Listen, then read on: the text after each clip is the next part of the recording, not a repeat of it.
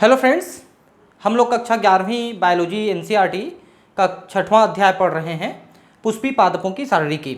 इसके पिछले तीसरे वीडियो में मैंने आपको ऊतक तंत्र बताया है, जिसमें बाह्य त्वची ऊतक तंत्र, भरण ऊतक तंत्र और संवहनी ऊतक तंत्र मैंने आपको बता दिया हूँ। अब हम आगे पढ़ रहे हैं द्विबीजपत्री तथा एक बीजपत्री पादपों का शरीर। मतलब ये है कि उनका स्ट्रक्चर कैसा बना हुआ है, मतलब उनमें ऊतकों का अरेंजमेंट कैसा है। तो मैंने कई बार आपको बताया है ऊतकों का अरेंजमेंट किस तरह से है कि बाहर जो है एपिडर्मिस है, फिर कॉर्टेक्स है, एंडोडर्मिस है, पेरीसाइकल है, जाइलम फ्लोएम है, उसके बाद पिथ है। ये जो स्ट्रक्चर मैंने आपको बताया, ये द्विबीजपत्री तना तथा द्विबीजपत्री और एक बीजपत्री जड़ में लगभग इस तरह की संरचना होती है, लेकिन एक बीजपत्री तना में थोड़ा अलग संरचना है। एक बीजपत्री तना में केवल भरण ऊतक भरा पड़ा है सब तरफ, और जाइलम फ्लोएम बीच बीच में बिखरे हुए हैं, मतलब उसके संवहन तंत्र भरण ऊतक में बिखरे हुए हैं। ये एक बीजपत्री तने की अलग से संरचना है। बाकी एक बीजपत्री, द्विबीजपत्री के जड़ और द्विबीजपत्री के तने, इसके जो ऊतक हैं वो लेयर्स में अरेंज्ड हैं, उन्हीं को हमको पढ़ना है। मूल तना तथा पत्तियों में ऊतक की संरचना का भली भांति अध्ययन करने के लिए पौधे के इन भागों की परिपक्व अनुप्रस्थ काट का अध्ययन करना चाहिए। ठीक है, आप अनुप्रस्थ काट का मतलब समझते हैं, किसी भी तने का या जड़ का इस तरह से काट करना ये अनुप्रस्थ काट है, ट्रांसवर्स सेक्शन, और इस तरह से काट करना ये लॉन्गिट्यूडनल सेक्शन है। तो पहला है द्विबीजपत्री मूल। ठीक है, जड़ कैसा है देखिए। तो इसको समझने के लिए हमको एक बीजपत्री और द्विबीजपत्री दोनों के जड़ों की संरचना को देखना चाहिए। तो इसको ऐसे सरसरी निगाह से देखेंगे तो लगभग आपको एक जैसा दिखाई देगा। ठीक है, क्या एक जैसा दिखाई देगा? देखिए, सबसे बाहर इस तरह से जड़ है, तो सबसे बाहर का जो स्तर है जिसको हम एपिडर्मिस कहते हैं, ये बाह्य त्वचा है। देखिए, ये बाह्य त्वचा एपिडर्मिस। ठीक है, दोनों में एक जैसा है लगभग। इसको हम एपिडर्मिस और एपिब्लेमा भी कहते हैं। तने के लिए हम सिर्फ एपिडर्मिस बाह्य त्वचा का प्रयोग करते हैं, शब्द का प्रयोग करते हैं, लेकिन जड़ों के लिए हम एपिब्लेमा शब्द का भी प्रयोग करते हैं। इन दोनों में आप देख सकते हैं कि जो एपिडर्मिस की जो कोशिकाएं हैं वो थोड़े से ऐसे लंबी लंबी हो गई हैं बीच बीच में, इससे बनते हैं मूल रोम। मूल रोम के बारे में हम पहले ही पढ़ चुके हैं, रूट हेयर्स, कि ये एपिडर्मिस की कोशिकाओं के लंबवत एक्सटेंशन है।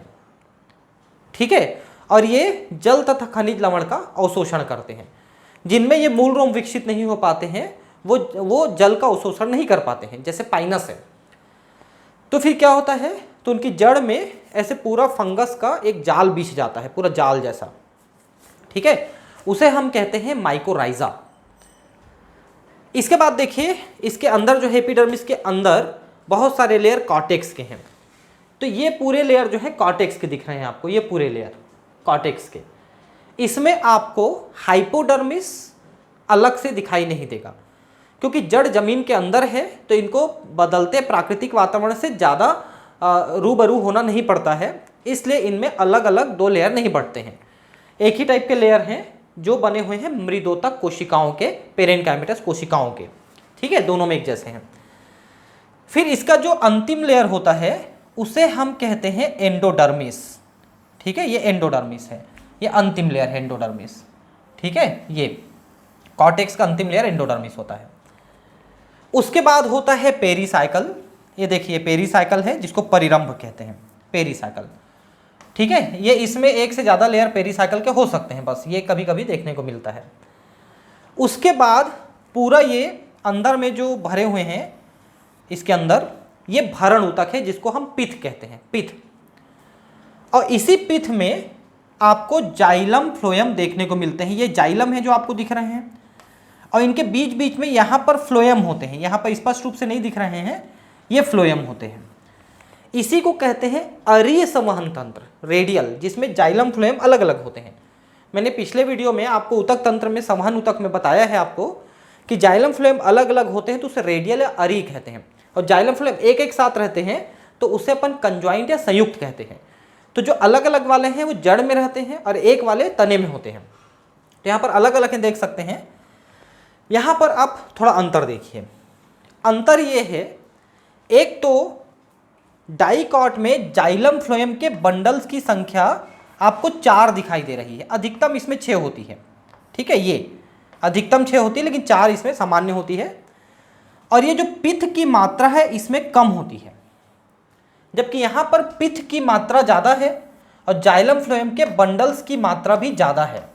यहाँ पर 6 से ऊपर ही रहता है, 10 तक रहता है जाइलम फ्लोएम के बंडल्स। यहाँ पर 6 से कम रहते हैं, यहाँ पर 6 से ज़्यादा रहते हैं जाइलम फ्लोएम के बंडल्स। 6 जाइलम 6 फ्लोएम उससे ज़्यादा, और इसमें 6 जाइलम 6 फ्लोएम से कम। ठीक है, अब इसमें एक और विशेष बात देखिए, प्रोटोजाइलम और मेटाजाइलम का कंडीशन देखेंगे अपन। ठीक है, इसमें भी देखेंगे, इसमें भी देखेंगे। तो मेटाजाइलम अंदर की तरफ है और प्रोटोजाइलम बाहर की तरफ है, ऐसा ही इसमें भी है, मेटाजाइलम अंदर की तरफ, प्रोटोजाइलम बाहर की तरफ। इस कंडीशन को अपन एक्सार्क कहते हैं, एक्सार्क, है ना। बाह्य आदि दारुक, बाह्य आदि दारू, दारू मतलब होता है जाइलम और आदि मतलब होता है प्रोटोजाइलम, और वो बाहर की तरफ है, तो बाह्य आदि दारुक। ठीक है, एक्सार्क कंडीशन है। तो ध्यान रखेंगे कि जड़ों में एक्सार्क कंडीशन है और तने में एंडार्क कंडीशन देखने को मिलेगा। मेटाजाइलम अंदर की तरफ रहेंगे, सॉरी मेटाजाइलम वहां पर बाहर की तरफ, प्रोटोजाइलम अंदर की तरफ। प्रोटोजाइलम की पोजीशन से एक्सार्क, मिजार्क, एंडार्क ऐसे नाम रखते हैं। तो अंतर कहां पर हुआ जी?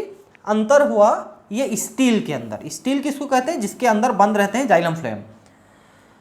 तो दोनों में जाइलम फ्लोएम वैसे तो रेडियल ही है, संख्या कम ज़्यादा है। डाइकॉट में संख्या कम है, मोनोकॉट में ज़्यादा है।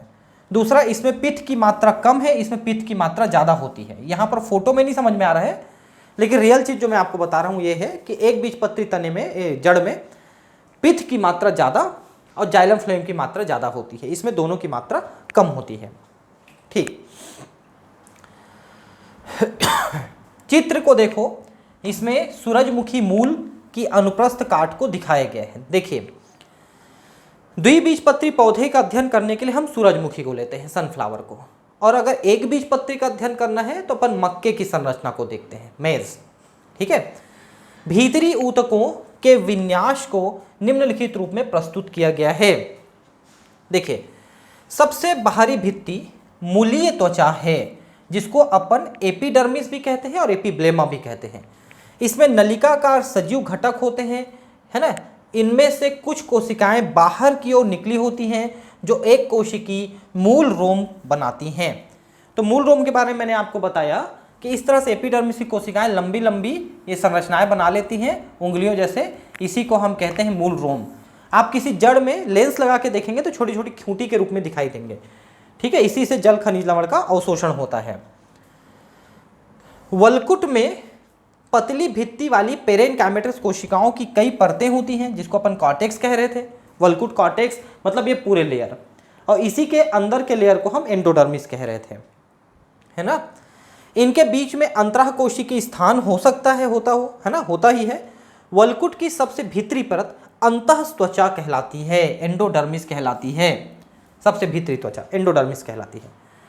इसमें नालाकार की कोशिकाओं की एक सतह होती है ना। इन कोशिकाओं में अंतराकोशिकीय स्थान नहीं पाए जाते हैं। ठीक है, ये जो एंडोडर्मिस है ये क्लोजली फिटेड होते हैं और ये वाटर टाइट जैकेट बनाते हैं। वाटर टाइट जैकेट क्यों बनाते हैं? ताकि जाइलम के जो जल है वो जबरदस्ती ये साइड की तरफ ना चला जाए, मतलब ये इन कोशिकाओं की तरफ ज़्यादा फोर्स के साथ बाहर ना चला जाए। थोड़ा बहुत तो पेरेनकाइमेटस कोशिकाएं पहुंचाती हैं, लेकिन ज़्यादा नहीं जाने देती, वाटर टाइट जैकेट बन जाता है। ठीक है, अंतः कोशिकीय स्थान नहीं होती है। अंतःत्वचा की कोशिकाओं की स्पर्श रेखीय तथा अरिभित्तों पर कैस्पेरियन पट्टियों के रूप में जल अपारगम्य मोमी पदार्थ सुबेरिन होता है। ये बड़ी चीज है, आप ध्यान रखेंगे। जड़ की जो एंडोडर्मिस है, अंतःत्वचा, उसकी दीवार में सुबेरिन जमा हो जाता है। और सुबेरिन कैसा होता है? ये जल अवरोधी होता है। ये कार्क की कोशिकाओं में भी होती है, कार्क जो ओक से निकलता है, जिसमें रॉबर्ट हुक ने काम किया था। तो ये जो सुबेरिन है, इसके जमाव के कारण से वहाँ पर एक पट्टी जैसे बन जाती है, जिसको कैस्पेरियन स्ट्रिप या कैस्पेरी पट्टी कहते हैं। और ये वाटर टाइट जैकेट बना लेता है, अंतःत्वचा से भीतर की ओर मोटी भित्ति पेरेनकाइमी कोशिकाएं होती हैं जिसे परिरंभ कहते हैं। अब देखिए, एंडोडर्मिस के अंदर होती है पेरीसाइकिल जिसे परिरंभ कहते हैं। ठीक है, इन कोशिकाओं में द्वितीयक वृद्धि के दौरान संवहन कैम्बियम तथा पार्श्वीय मूल प्रेरित होती हैं। ठीक है, इससे जड़ में एक तो द्विबीजपत्री जड़ में ना द्वितीयक वृद्धि होती है, मतलब कैम्बियम का निर्माण होता है। तो कैम्बियम का निर्माण इन्हीं पेरीसाइकिल के कोशिकाओं से होती है जड़ों में। ठीक है, और दूसरा कि इससे पार्श्व मूल बनते हैं। पार्श्व मूल मतलब और अलग से जो जड़ें बनती हैं, मुख्य जड़ से निकलते जड़ें बनती हैं, वो इसी से बनती हैं। ठीक है, पिथ छोटी अथवा अस्पष्ट होती है। मैंने बताया था ना, द्विबीजपत्री में पिथ भी छोटी होती है और जाइलम फ्लोएम की संख्या भी कम होती है। पेरेनकाइमी कोशिकाएं जो जाइलम तथा फ्लोएम बंडल के बीच में होती हैं उन्हें कंजक्टाइव टिश्यू कहते हैं। कंजक्टाइव टिश्यू जाइलम फ्लोएम के बीच बीच में, मतलब कहां कहां पर, देखिए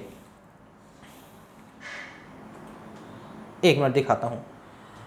ये जाइलम फ्लोएम, जैसे ये जाइलम है और ये फ्लोएम है, तो इनके बीच में ये जो स्थान है, यहां पर जो ऊतक होता है उसे कंजक्टाइव टिश्यू कह रहे हैं। कंजक्टाइव ऊतक 2 से 4 तक जाइलम तथा फ्लोएम के खंड होते हैं।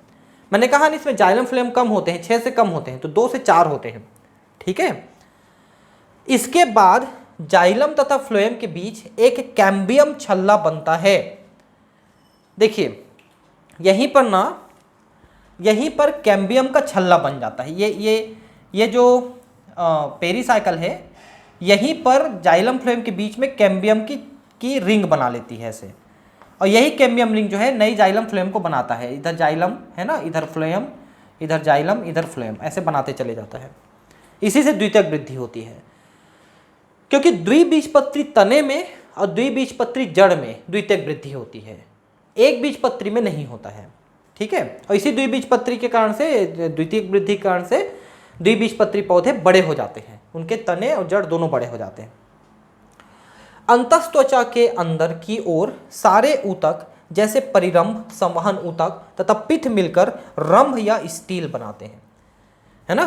तो एंडोडर्मिस के अंदर की चीजें जिसमें पेरीसाइकिल, जाइलम फ्लोएम और पिथ होते हैं, इन सब को मिला के हम स्टील कहते हैं। ठीक है, अब एक बीजपत्री मूल में आपने क्या देखा, वही चीजें देखी, बस अंतर देखा कि उसमें जाइलम फ्लोएम की मात्रा अधिक है और पिथ की मात्रा अधिक है। एक बीजपत्री मूल का शरीर बहुत अधिक द्विबीजपत्री मूल के शरीर के समान होता है। इसमें बाह्य त्वचा, वल्कूट, अंतःत्वचा, परिरंभ, संवहन बंडल, पिथ सब कुछ वैसी, लेकिन इनकी संख्या प्रायः 6 से अधिक होती है, बहुआदि दारुक होती है। जबकि द्विबीजपत्री में कुछ ही जाइलम बंडल होते हैं। पिथ बड़ी और बहुत विकसित होती है, ये बात मैंने बार बार आपको बताया है। तथा एक बीजपत्री मूल में कैम्बियम नहीं होता है, इसलिए इसमें द्वितीयक वृद्धि नहीं पाई जाती। इसका एक रिलेशन है, देखिए द्विबीजपत्री तने में द्वितीयक वृद्धि होती है तो तना जो है बड़े बड़े वृक्ष में बदल जाती है। तो जब तने की वृद्धि हो रही है तो जड़ को भी वैसे ही वृद्धि करनी पड़ेगी, नहीं तो उतने बड़े तने को वो संभाल नहीं पाएगी। इसलिए वहां पर जड़ों में भी द्वितीयक वृद्धि होती है द्विबीजपत्री पौधे में, और ये दोनों जाइलम और फ्लोएम के साथ जो कैम्बियम होते हैं उनके कारण से होती है। जबकि एक बीजपत्री तना जब ज़्यादा वृद्धि नहीं करेगा तो जड़ को ज़्यादा वृद्धि कराके आप क्या करोगे, उतने बड़ा तना होता नहीं है, ये इसलिए दोनों में द्वितीयक वृद्धि नहीं पाई जाती है। अब हम तने की बात करें, द्विबीजपत्री तना और एक बीजपत्री तना। देखिए ये द्विबीजपत्री तना है, इसमें आपको सब कुछ वैसे ही रिंग में ऐसे अरेंज दिखेंगे, एक के बाद एक के बाद एक, है ना। और इसको हम ऐसे करके, ऐसे इतने भाग को हम टीएस काट के देखेंगे तो हमको ऐसा दिखाई देगा। तो इसमें भी एक के बाद एक लेयर आपको आराम से दिखेंगे कि सबसे बाहर एपिडर्मिस है, फिर कॉर्टेक्स है ना, फिर एंडोडर्मिस, पेरीसाइकिल, है ना, फ्लोएम है ना, कैम्बियम है, जाइलम है, पिथ है, सब कुछ वैसे दिखेगा। तो इसमें आपको जाइलम फ्लोएम जो है बीच में एक स्टील के रूप में दिखाई दे रहे हैं द्विबीजपत्री तने में, ठीक है। लेकिन अगर आप एक बीजपत्री तना देखें तो इसमें आपको ऐसा कोई स्टील नहीं दिख रहा है। देखिए ये पूरा एक कॉर्टेक्स जैसा भरण ऊतक भरा पड़ा है और उसमें बीच बीच में ये आपको जो गोल गोल दिख रहे हैं ये जाइलम फ्लोएम के बंडल हैं। तो तने की संरचना एक बीजपत्री ये वाला और द्विबीजपत्री ये वाले में बहुत ज़्यादा अंतर है। ठीक है, तो अब हम इनको आराम से पढ़ेंगे कैसा है। तो पहला हम देखते हैं द्विबीजपत्री तना। तो चलो इसको भी पहले मैं आपको बता देता हूँ कैसा है। तो जैसा मैंने बताया कि ये तने की संरचना है, टीएस है। तो सबसे बाहर देखिए, फिर से इसमें बता रहा हूँ आपको, सबसे बाहर एपिडर्मिस है। तो एपिडर्मिस की आपको लेयर ये दिख रही है आपको, देखिए जो हरे रंग वाली एपिडर्मिस है। ठीक है, और ये जो एपिडर्मिस के ऊपर ये जो बाल जैसे दिख रहे हैं, ये ट्राइकोम कहलाते हैं। ट्राइकोम मतलब तने में पाए जाने वाले रोम, लेकिन ये बहुकोशिकीय होते हैं। जड़ों में पाए जाने वाले रोम एक कोशिकीय थे और एपिडर्मिस से निकले हुए थे। यहां पर ये बहुकोशिकीय हैं। ठीक है, और एपिडर्मिस के ऊपर क्यूटिकल का एक स्तर पाया जा सकता है। जितने ज़्यादा सूखे एरिया में रहेंगे तो क्यूटिकल का एक स्तर रहेगा। ठीक है, अब उसके नीचे देखिए, यहाँ पर जो ये वाला लेयर दिख रहा है ना, इसमें ये लेयर देखिए, एक्चुअली एपिडर्मिस के नीचे जो कॉर्टेक्स होता है, ये कॉर्टेक्स के लेयर हैं। कॉर्टेक्स में बाहर के कुछ लेयर कोलेन काइमेटस सेल्स में बदल जाते हैं। इनमें पेक्टिन का अतिरिक्त जमाव हो जाता है, जिससे कोशिकाएं मजबूत और मोटी भित्ति वाली हो जाती हैं, जिससे तने को मजबूती देने में मदद करते हैं वो। तो उसी को आप यहाँ पर अलग से लेयर में देख रहे हैं, जिसको ये कह रहा है आपका कोलेन काइमेटस, कोलेन काइमा। तो कोलेन काइमा बनाया हुआ है हाइपोडर्मिस। ठीक है, इसको हाइपोडर्मिस कहते हैं। हाइपो का मतलब नीचे और डर्मिस, हाइपोडर्मिस नीचे, डर्मिस मतलब त्वचा, त्वचा के नीचे मतलब एपिडर्मिस के नीचे हाइपोडर्मिस। वो कॉर्टेक्स का बाहर के लेयर है, कुछ लेयर। उसके बाद का जो कॉर्टेक्स है वो लेयर मृदुतक कोशिकाओं का बना हुआ है, पेरेनकाइमेटस का, और इसको इनर कॉर्टेक्स कहते हैं। तो ये देखिए, ये वाले जो लेयर हैं ये पेरेनकाइमा के बने हुए हैं, जिसको हम कह रहे हैं इनर कॉर्टेक्स, अंतःवल्कुट। ठीक है, तो ये देखिए हाइपोडर्मिस इसमें लिखा है, लेकिन इनर कॉर्टेक्स इसमें भी नहीं लिखा है, इसको इनर कॉर्टेक्स कहते हैं। ठीक है, इनर मतलब अंदर, कॉर्टेक्स मतलब वल्कुट, वल्कुट का अंतः स्तर। और इसका सबसे अंदर का स्तर जो होता है कॉर्टेक्स का, जिसको हम यहाँ पर एंडोडर्मिस कह रहे हैं, पहले भी कह रहे थे एंडोडर्मिस। ठीक है, एंडोडर्मिस का मतलब होता है अंतस्त्वचा। और वो जो अंतस्त्वचा है उसमें स्टार्च जमा हो जाता है, स्टार्च। तो स्टार्च का ये आवरण माना जाता है एंडोडर्मिस, यहाँ पर स्टार्च का आवरण। ठीक है, अब देखिए उसके बाद फिर होता है ये कुछ लेयर हैं जिसको हम कहते हैं पेरीसाइकल, जो यहाँ पर स्क्लेरेनकाइमा का बना हुआ है, पेरीसाइकल। ठीक है, परिरंभ, पेरीसाइकल, ये परिरंभ है। एक्चुअली पेरीसाइकल ना जाइलम फ्लोएम के ठीक बाहर का स्तर माना जाता है, और वो भी वस्कुलर बंडल में शामिल किया जाता है पेरीसाइकल। इससे अतिरिक्त जड़ में अगर है तो अतिरिक्त जड़ बनते हैं, है ना। तने में वो स्टार्च शीट का काम करते हैं, स्टार्च को स्टोर करने का काम करते हैं। उसके बाद देखिए जाइलम फ्लोएम शुरू होते हैं। तो बाहर की तरफ है फ्लोएम और अंदर की तरफ है जाइलम। ये देखिए, ये फ्लोएम है, ठीक है, और ये जाइलम दिख रहे हैं आपको, देखिए ये जाइलम, और इनके बीच में ये वाला लेयर जो दिख रहा है चपटे चपटे कोशिकाओं का, ये कैम्बियम है, कैम्बियम, वो कैम्बियम है, और ये फ्लोएम है। ये नाम थोड़ा सा, फ्लोएम तो ठीक जगह में लिखा है, कैम्बियम को ऐसे कर लो, ऐसे। ठीक है, और ये देखिए प्रोटोजाइलम अंदर की तरफ है और मेटाजाइलम बाहर की तरफ है, मेटाजाइलम। तो इसमें हो गया एंडार्क कंडीशन। अंतः आदि दारुक मतलब आदि दारू जो प्रोटोजाइलम है अंदर की तरफ है, जड़ों में आपने देखा बाहर की तरफ था, इसमें अंदर की तरफ है। तो इसमें एंडार्क कंडीशन है, उसमें एक्साक्ट कंडीशन था। दोनों के बीच में कैम्बियम है यहाँ पर, और कैम्बियम आपको मोनोकाट पौधे में नहीं मिलेगा। इसी कैम्बियम कार्ड से द्वितीयक वृद्धि होती है, और जो है यहाँ पर जाइलम फ्लोएम नए बनते हैं, द्वितीयक जाइलम फ्लोएम, तो पौधे की द्वितीयक वृद्धि होती है। और केंद्र में पीत है, देखिए पीत है, और पिथ जो है जाइलम फ्लोएम के बीच में इस तरह से घुसा हुआ है, इनको काटा हुआ है, इसी को पिथ रे या मेडुलरी रे कहते हैं, मज्जा किरणें।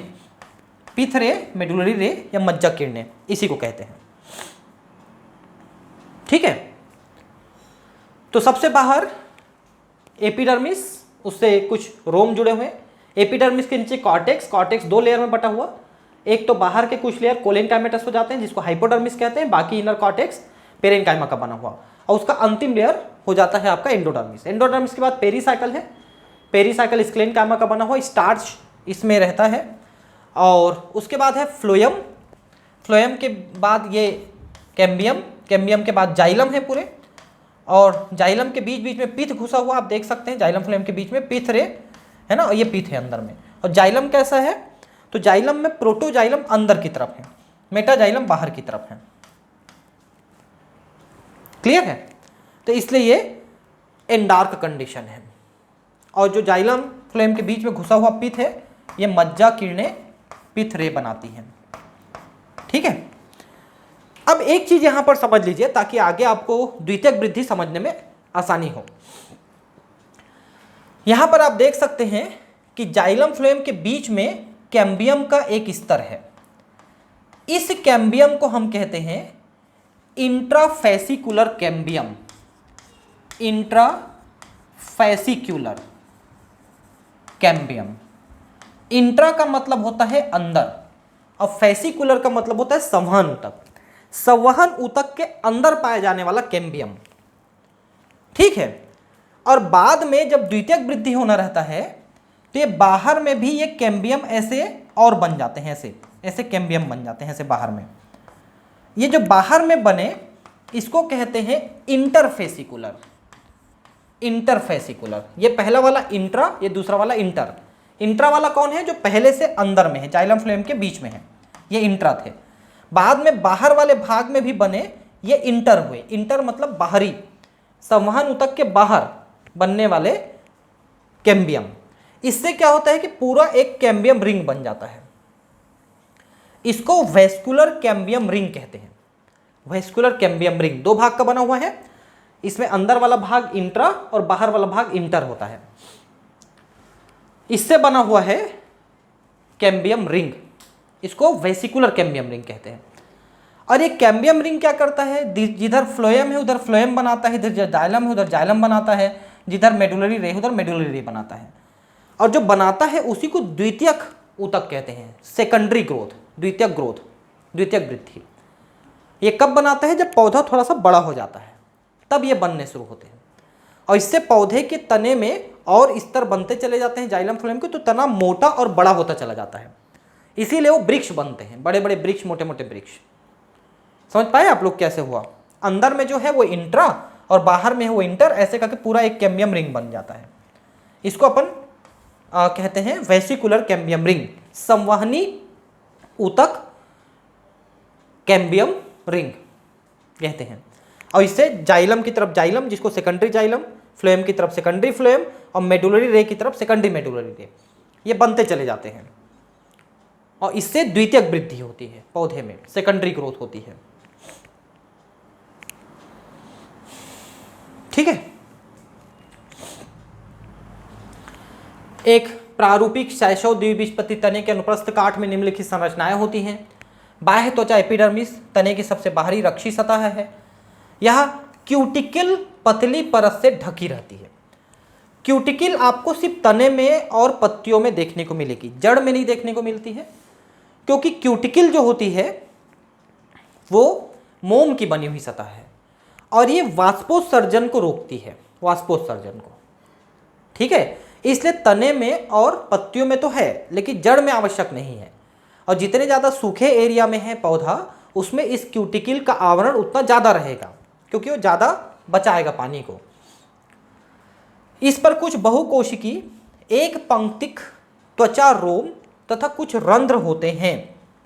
ठीक है, मैंने आपको बता दिया है कि त्वचा रोम इसमें पाए जा सकते हैं, हर पौधे में नहीं है त्वचा रोम, लेकिन अगर है तो बहुकोशिकी हैं। और कुछ रंध्र भी होते हैं, जो यंग स्टेम है, हरे रंग की स्टेम है, उसमें क्लोरोप्लास्ट भी है और स्टोमेटा भी है।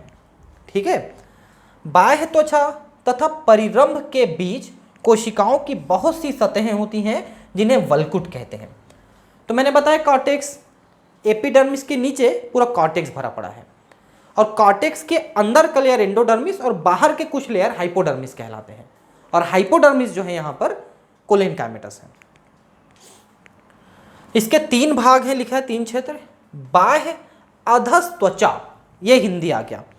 हाइपोडर्मिस की हिंदी है अधस त्वचा, मतलब बाहरी त्वचा के नीचे, एपिडर्मिस के नीचे हाइपोडर्मिस। ये देखिए हाइपोडर्मिस, ये वाला, ठीक है, ये कोलेनकाइमेटस के बना हुआ हाइपोडर्मिस। क्यों? क्योंकि मजबूती देना है। ये कोलेनकाइमा कोशिकाओं की कुछ परतें होती हैं जो बाह्य त्वचा के नीचे होती हैं, शेषव तना को यांत्रिक सहारा देती हैं। वल्कुट सतहें अंतस त्वचा के नीचे होती हैं जिनको अपन इनर कॉर्टेक्स कहते हैं।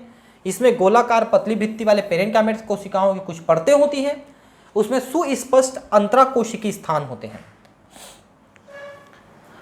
तो ये इसकी बात कर रहा है, बाकी जो कॉर्टेक्स का लेयर है इनकी बात कर रहा है। अंतस त्वचा वल्कुट की सबसे भीतरी सतह होती है और इसमें नाल आकार की कोशिकाओं की एक सतह होती है। ठीक है, ये बात कर रहे हैं एंडोडर्मिस की, सबसे अंतर की सतह होती है और नाल आकार की कोशिकाओं की एक सतह होती है, नलिकाकार कोशिकाओं की।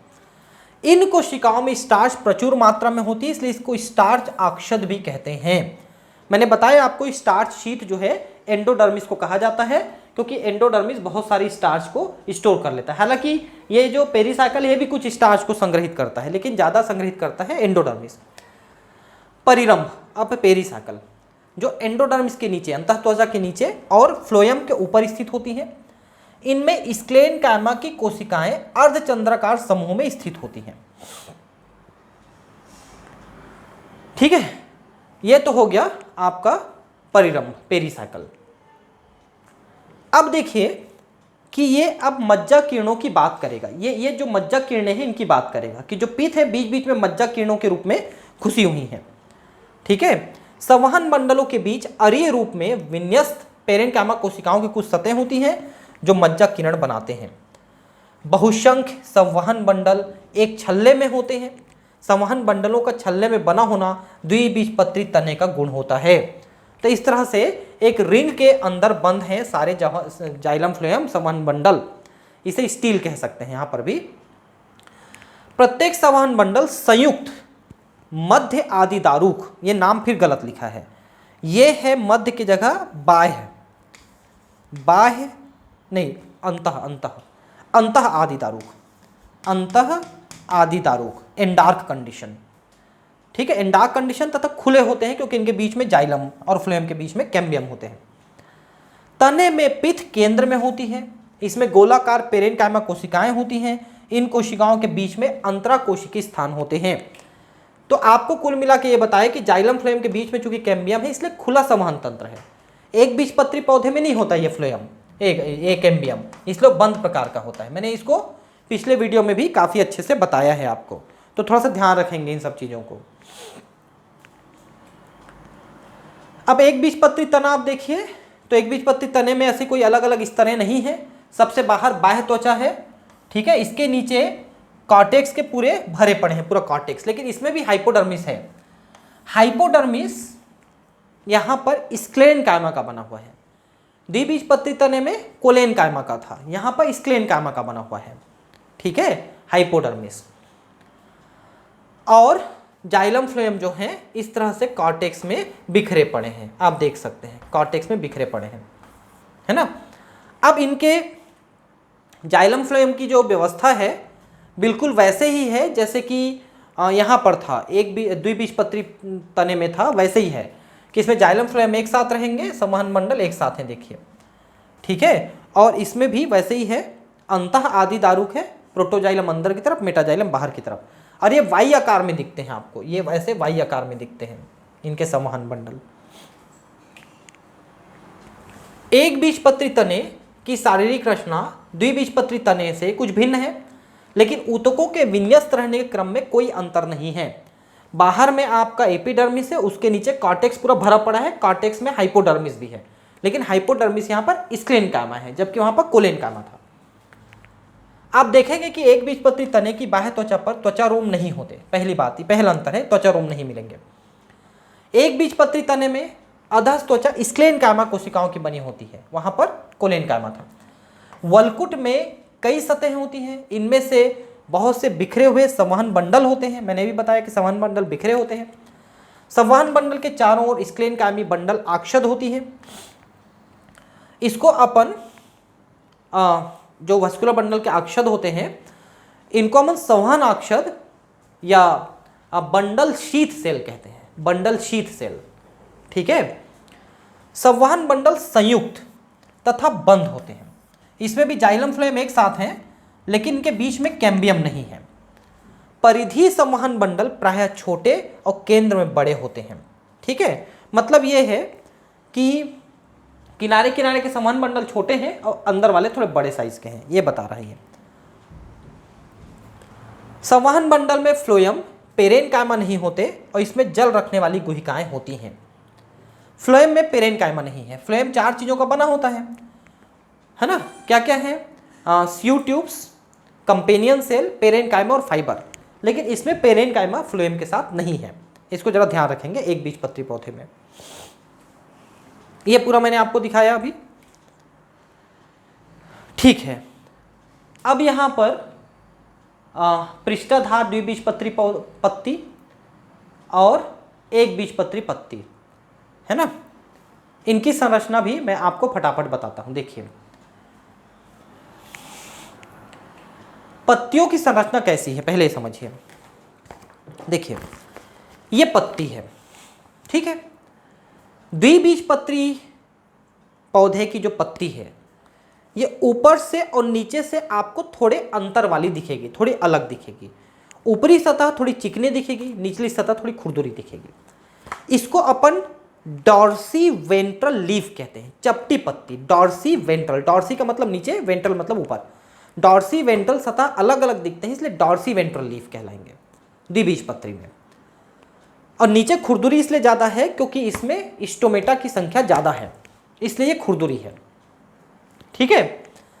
दूसरी बात यह है कि जब इसकी पत्ती की आप संरचना देखोगे तो ऊपर एपिडर्मिस है, नीचे एपिडर्मिस है और बीच में जो कोशिकाएं हैं मीजोफिल है। लेकिन इसके जो मीजोफिल कोशिकाएं हैं ये 2 लेयर में बटी होती हैं।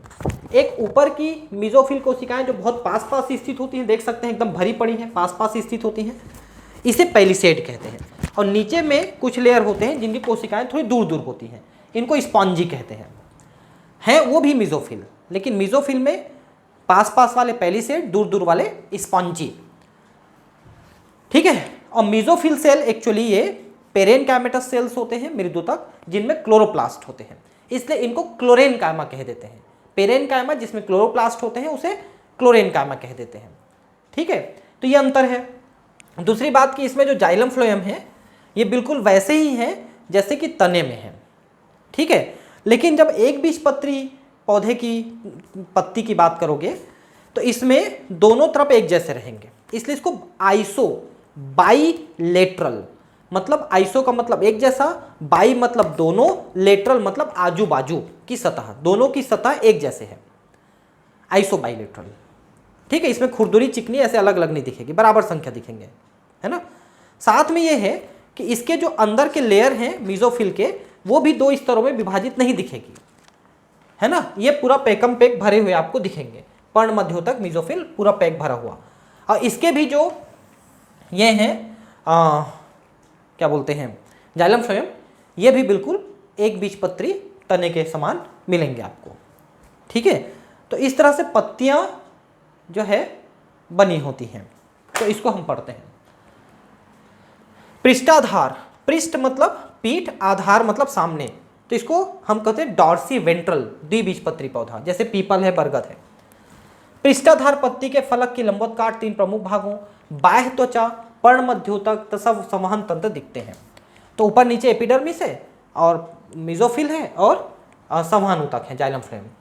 बाह्य त्वचा जो ऊपरी सतह को अभ्यक्ष कहते हैं तथा निचली सतह को अपाक्ष कहते हैं। ठीक है। अभ्यक्ष और अपाक्ष, एडेक्सियल और एबेक्सियल। इस पर क्यूटिकल होती है। ठीक है। निचली बाह्य त्वचा पर ऊपरी सतह की अपेक्षा रंध्र अधिक संख्या में होते हैं। ऊपरी सतह पर रंध्र नहीं भी हो सकते हैं और कम भी हो सकते हैं। ऊपरी तथा निचली बाह्य त्वचा के बीच स्थित सभी ऊतकों को पर्णमध्योतक या मेसोफिल कहते हैं। बीच में भरे हुए मेसोफिल, इसमें क्लोरोप्लास्ट होते हैं, प्रकाश संश्लेषण कर सकते हैं, पेरेनकाइमा कोशिकाओं से बने होते हैं, इसलिए इनको क्लोरेनकाइमा भी कहते हैं क्योंकि इसमें क्लोरोफिल होता है। दो प्रकार की कोशिकाएं होती हैं, खम्भ पेरेनकाइमा और स्पॉन्जी पेरेनकाइमा। पैलिसेड यानी खम्भ जो पास पास होते हैं, थोड़े दूर दूर होते हैं स्पॉन्जी। खम्भ पेरेनकाइमा ऊपरी स्तर बनाते हैं, बिल्कुल ऊपर बाह्य त्वचा के नीचे वाले लेयर यही होते हैं। इनकी कोशिकाएं लंबी होती हैं, लंबवत समानांतर होते हैं। स्पॉन्जी पेरेनकाइमा खम्भ कोशिकाओं से नीचे होती हैं, निचली बाह्य त्वचा तक जाती हैं। इस क्षेत्र की कोशिकाएं अंडाकार गोल होती हैं। इन कोशिकाओं के बीच बहुत अधिक खाली स्थान और वायु गुहिकाएं होती हैं। वही लिख रहा है कि ये पैक भरे होते हैं, पैलिसेड या खम्भ, और ये जो है थोड़ा दूर दूर होते हैं, इसी को लिख रहा है बार बार। संवहन तंत्र में संवहन बंडल होते हैं। इन बंडल्स की शिराओं तथा मध्य शिरा संवहन बंडल का माप शिराओं के माप पर आधारित होती है। अब देखना कि पत्ती में ऐसे मध्य शिरा एक जाती है, फिर उससे साइड में ब्रांचेस जाते हैं। ठीक है, शिराओं की मोटाई द्विबीजपत्री पत्तियों की जालिका शिरा विन्यास में भिन्न भिन्न होती है। पूरी जालिका शिरा विन्यास होती है, ऐसे जाल जैसे बनी होती है शिराएं, जाल जैसी फैली होती हैं, जालिका शिरा विन्यास। संवहन बंडल संयुक्त बहिफ्लोएमी तथा मध्य आदिदारू, फिर मध्य लिख दिया यार, ये अंतः आदिदारुक, अंतः, ये बार बार गलत लिख रहा है यहाँ पर, इनको हिंदी में यहाँ पर कंफ्यूजन है। प्रत्येक संवहन बंडल के चारों ओर मोटी भित्ति वाली कोशिकाओं की एक परत होती है जो सघन होती है। इसे बंडल शीथ सेल कहते हैं, बंडल अक्षत कहते हैं। ठीक है, संवहन बंडल के चारों तरफ बंडल शीथ सेल होते हैं जो पानी को बचाते हैं उड़ने से। ठीक है, ठीक है। अब है समअधिपार्श्व एक बीजपत्री पौधा। सम मतलब एक जैसा, दोनों तरफ का, पार्श्व मतलब आजू बाजू, दोनों तरफ के आजू बाजू एक जैसे रहेंगे। ठीक है, और इनमें एक समान होंगे दोनों तरफ, इसलिए कुछ भिन्नता भी कभी कभी देखने को मिल सकती है ना। और क्यूटिकल का लेयर होता है ऊपर नीचे दोनों तरफ। रंध्रों की संख्या लगभग एक समान होती है। घास जितने भी हैं वो सब इसी में आते हैं।